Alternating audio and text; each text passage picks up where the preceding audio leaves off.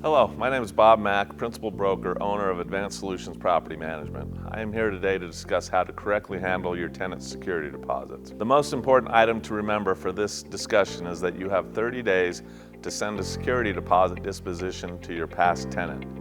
Even if they aren't getting any security deposits back, you still need to send a letter explaining that. The deposit or letter has to go out to the last known address.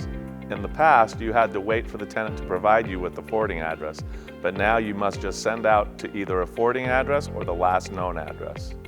Once the tenant has vacated the property, it is important to conduct the exit inspection quickly in order to verify unit condition, fix any tenant-caused damage, and return the security deposit within the mandated 30-day time frame. We talk more about exit inspections in Chapter 4 of this ebook. If your tenants move out without giving you a forwarding address, you will be sending the deposits to the last known address, which is probably the address of your property or unit where they had been living.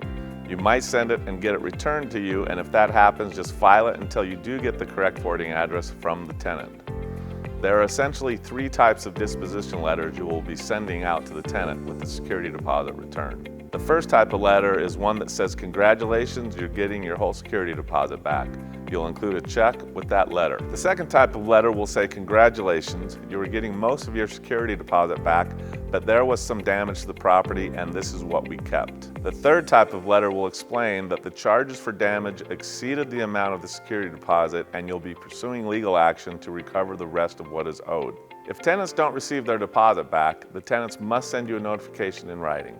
They have to give you a forwarding address and let you know that they are requesting their security deposit. Once they notify you, you have 5 days, so get that deposit disposition letter and refund back right away. In the state of Utah, you can be penalized for not getting that deposit back to them within 5 days. If this happens, you may need to refund their full deposit plus a $100 fee. Also, if they do take you to court and win, you'll be responsible for their legal costs. That's not something you want to deal with, so send back that deposit in a timely manner. As a management company, we get many calls from landlords who are ready to step away from their rental business. We understand that it can be time-consuming to deal with all of the different situations. At ASPM, we have proven systems and procedures to handle all aspects of managing your property. If you are thinking about calling in for professional help, we would be more than happy to discuss your situation.